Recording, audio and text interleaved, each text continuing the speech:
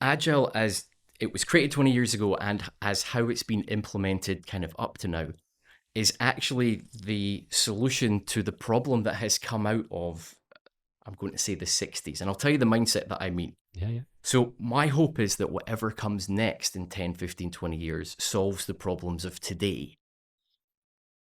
One of the things that I like to talk about a lot at conference level, it's usually better with slides to get the jokes across. So that's it, is having to understand that what time is actually like. Most people really struggle to visualize how close the previous years and decades actually are. I'm in my mid-40s.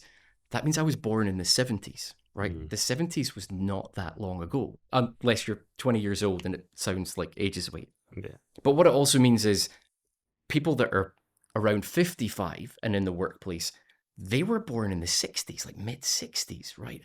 They grew up with a very different mindset around everything.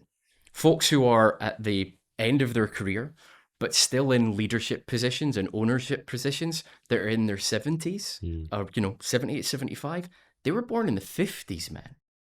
They grew up through 50s, 60s, 70s. What did that do to their mindset? What were they? Depends what they were taking. Well, this is it. So I like to talk a little bit around what three things. The first one is the Saturday Night Live conundrum, which is Lorne Michaels created Saturday Night Live, has run it for 42 seasons now. People always say to him, what was the best season, right?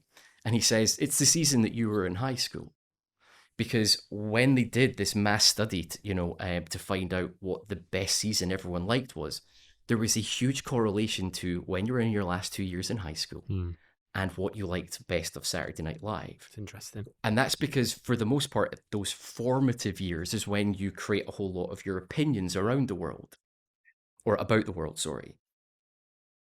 That's true as well in business and in terms of how we interact with things. People have a tendency that grew up in the 50s and 60s and to an extent the 70s. They're not only just not digital native, they're not software native, they're hardware native. My mum thinks that WordPress is a modern equivalent of a typewriter. Yeah. Right? My mum still goes and gets tickets from the train station. That's it. That's exactly it, because their brain defaults to physical thing. Oh, we can do this. There's an electronic version. Got an electronic typewriter. What a disaster that was. And a little LCD screen with two things printed out. Then got to Microsoft Word and Lotus. It printed the whole thing out. Now it's a content management system, all the rest of it. But folks who are 50, 60, 70, they think of these digital first things actually in terms of the hardware, because in their formative years, high school, that's what was there.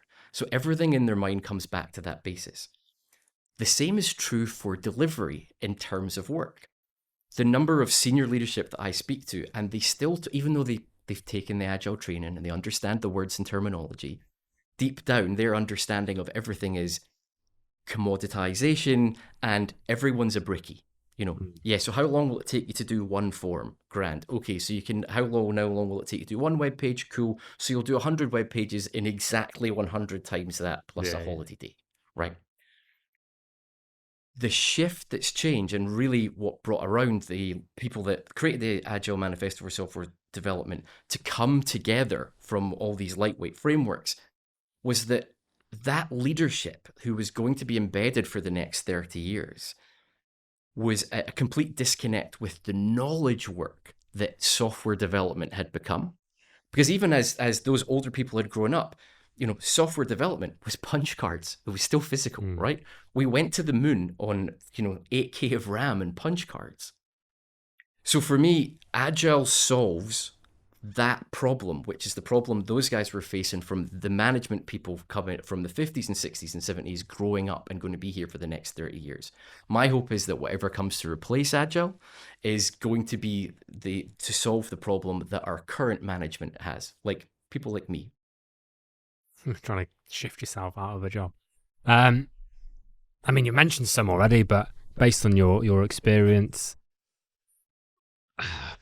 going wrong is probably not the right terminology, but what challenges do you see in organizations, and what are some of the reasons for that? It's almost always leadership. And it's leadership not having a good understanding of the bottom level of their business. And that is another shift from that came from hardware to software. The reality is that if you were in the 50s, 60s, and 70s and you were a manager, you were probably promoted, or you at least had an understanding of what was down below you. Actually, previous to that stage, to be the manager, to be the leader, you actually needed to understand the entirety of your business model. Because you'd been there and done it. You've been there and done it, and people had to come to you to ask them how to do it. That's not true anymore. The servant leadership model is the other way around. The knowledge workers, the worker bees, actually have more specialist knowledge in their area than the people at the top. That's a huge problem for businesses on the whole, even though those that attempt to shorten that gap. Because the reality is the people at the top are making decisions with less information than the people at the bottom. Yeah. The challenge that comes with is it usually leads to a lack of clarity about what the vision is and what the immovable is, whether that's time, whether that's quality, whether that's scope, whether that's cost. There's a really cheesy Captain Kirk analogy, and I know it's a tech person talking about Star Trek. You'll all have to forgive me, but Star Trek, fantastic show in the 60s, the original series. But I think I use it as an example as a wonderful little microcosm for management style, right? You had this white dude, blonde hair, Captain Kirk. Top shagger. Top shagger. That's exactly it. All the boys wanted to be him. He was basically, like the epitome of all their Western movies they'd seen before, but now in color in space, right?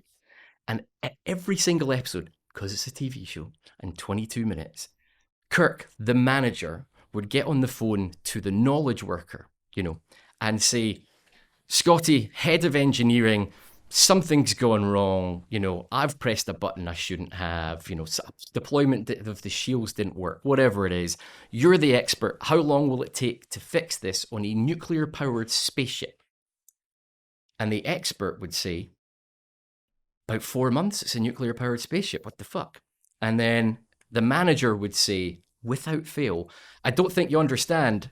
I need it. And in every single episode, the expert, the knowledge worker, went, oh, you need it, and you're a manager. I'm so sorry. Let me press my, the manager needs it button. Yeah. And that's great for TV in the 60s. The problem is, a whole bunch of those people that grew up watching that in the 60s and 70s and the 80s became managers, and that's now how they apply their leadership, which is when they have to make those tough decisions. In more ways than one. Yeah, well, exactly, right. But when they have to make those tough decisions, they actually turn around and say, I don't think you understand, we need it. Yeah. And you're like, yeah, man, that's not leadership or management. And it's not going to happen. And it's not going to happen. Almost all of my work comes from having this conversation with people in their 60s or 70s where I go, you have to pick one. And they're like, but I want them all. Because I actually worked in the 70s and 80s and 90s because people put in the extra hours because everything was commoditized. As we move away from commoditization and we move towards knowledge working, that doesn't work anymore. And actually that style of leadership is the major challenge to most businesses.